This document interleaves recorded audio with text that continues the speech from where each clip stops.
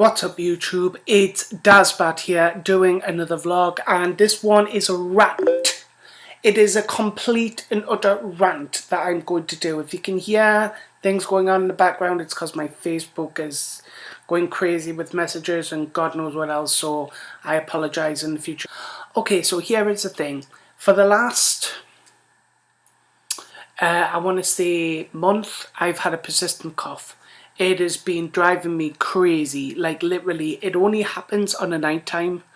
I do have a bit of a cough during the day, but more on the night time. And it's got to the point where like my chest's really heavy on the night and I'm coughing and coughing and coughing and I can hardly breathe. And sometimes I've had to run out and try and catch my breath.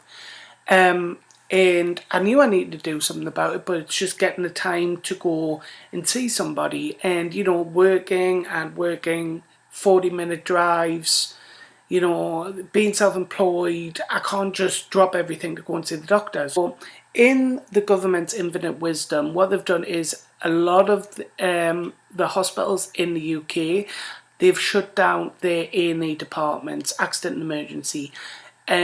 So what they've done is they've made kind of centralised hospitals for a certain area. So if you now want to go to A&E, you've got to travel further.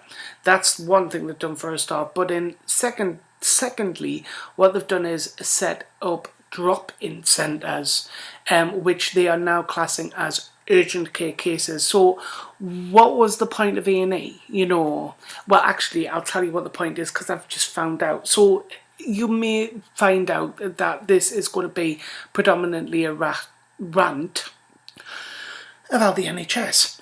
So getting back to the story, I've had this persistent cough and I can deal with the cough. I can deal with it, you know, take a bit of cough medicine, but it's got to the stage now where it hurts when I breathe. Like if I take a deep breath, I can kind of feel this ache at the back and here, and it really it's quite uncomfortable. So earlier on today I went to sneeze, and you know when you go to sneeze and you go,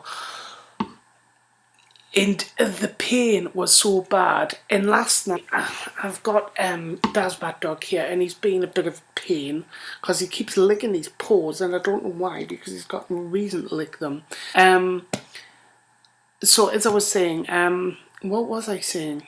Anyway, getting back to the point, yeah, this is going to be a rant about the NHS. So I've had this pain, and I thought last night I was lying here and I was coughing and coughing and coughing, heavy chest, pain in the chest, then all of a sudden get a pain down here.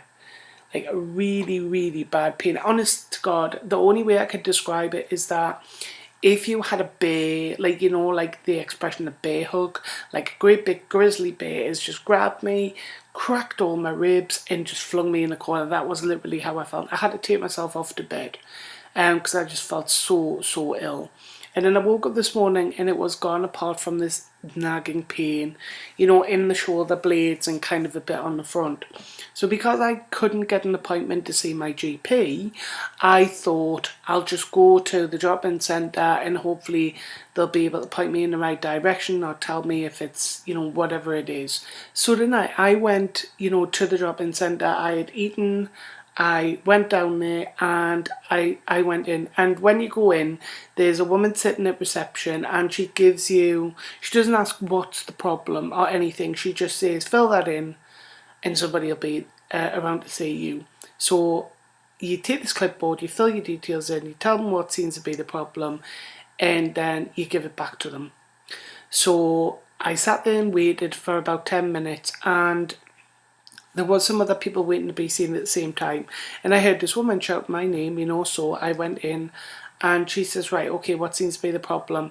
So I'm telling her this problem and she's putting it in a computer. Okay, she didn't look at me, she didn't look like she was interested in me or anything. And I told her about this persistent cough that I'd had for like over 3 weeks. And then the only thing that she could say was, because you've had the cough for over 3 weeks, we'll just listen to your chest. If your chest is clear, we'll not do anything to help you. We'll refer you to your GP. And I was like, oh, okay. And I says, well, at the same time, my ears have been, I know it's all connected, my ears are feeling a bit full. And she went, as I have already said. And then just repeated the whole thing over to me again, and I was like, okay. So she was like, okay, you go out there and somebody will be here to see you soon. And I was like, right. So off I went back out, and I'm sitting there, and about 10-15 minutes later my name got called up again. So I thought, right, okay. So I went in, and on the way down the corridor this woman saying, why have you come to urgent care? And I says, well, I couldn't get an appointment to see my GP quick enough. This has been worrying me. It's got to the point where I'm in pain. I would class that as urgent, you know. I mean, on night times I'm short of breath. You know, I've got this pain. It's not like ordinarily, like, you know, just like a common cough. It's not like I go to the doctors every 2 minutes, you know, like saying this, that, and the other's wrong with me. I like to collect my illnesses, you know, and because I've got a couple of things that I need actually seeing to, so I like to kind of collect them together and then go and get it all sorted at once, you know, kind of get an MOT and feel it if that's the way you want to put it. So anyway, she went in, and I explained, you know, and I said, I'm self-employed and I can't just drop my job, you know, as and when to be able to see a doctor, because, you know, it's a shop, I need to be open in order to make money. And the surgery is only normally open till 5 o'clock. It's a bit of a problem.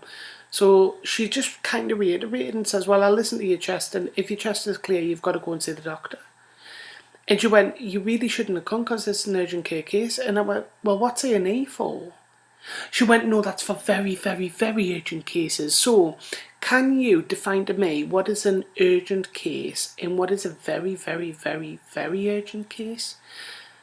You know, obviously I'm taking it at very, very urgent cases where like you're bleeding and like bleeding pretty, pretty badly.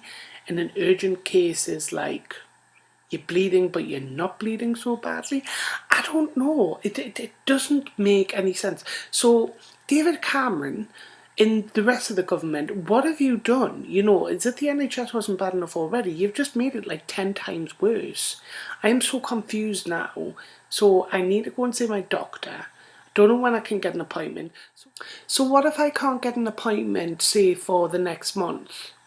What do I do then? And what if this condition gets worse and I just collapse on the floor one day and nobody sees me and I just die? Would that then be classed as an urgent case? I do not get this at all. It makes no sense to me. No sense whatsoever. So, yeah, you may hear, you know, oh, the NHS is fantastic, it's brilliant, it's free, blah, blah, blah. But you don't get the best care paid. No, definitely not. Don't get me wrong, I'm not condemning the whole NHS. I know parts of the NHS are very, very good and the nurses do an excellent job and they talk about people being under strain and this, that and the other. But the whole system is wrong. It is just wrong. You know, I mean, the woman who was typing the things into the computer, I kind of thought at first she was going to type all these things in for the computer to give her a result, and I was thinking, God, if she does that, I could have just done that at home. But what do? You know, when we're ill, we pull these things in online and then we tell ourselves we've got like cancer or something like that, you know, and scare ourselves out of our wits, and we want to go and see a professional. And the thing being is, the woman that I was seeing was a professional GP. She listened to my chest. She says, I can tell you haven't got an infection. And I said, so what about the pain? You need to see your GP. Well, what about the breathlessness? You need to see your GP. So do I have to wait until I'm breathless again and then go back? I don't know. You know, it's a preventative measure. I want to go to try and prevent it from happening again, but it has to wait to happen for me to go back. And I cannot fathom it. It confuzzles me. I cannot fathom it out. So this was just a pretty quick vlog with a rant to say I hate the NHS with a vengeance. Booba, take my money. And I will see you on the next vlog. If you are liking these videos, drop me a like on the video, please. hit the subscribe button. Don't forget you can follow me on Facebook, facebook.com/Dasba. You can also follow me on Twitter, Tumblr and Instagram, and I shall see you on the next video. Thank you very much for watching. Until next time, see you later guys. Bye bye.